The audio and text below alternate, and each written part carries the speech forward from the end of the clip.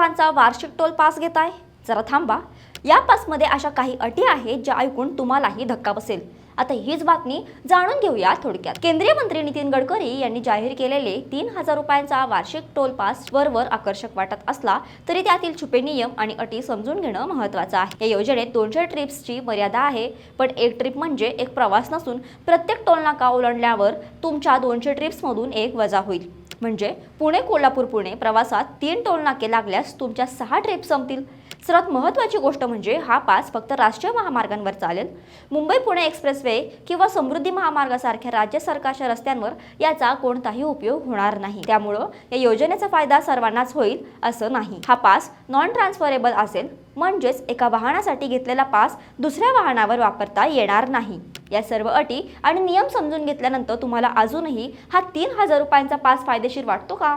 तुमचं मत कमेंटमध्ये नक्की सांगा आणि अशाच योजनांमागील संपूर्ण सत्य जाणून घेण्यासाठी थोडक्यातला फॉलो करा.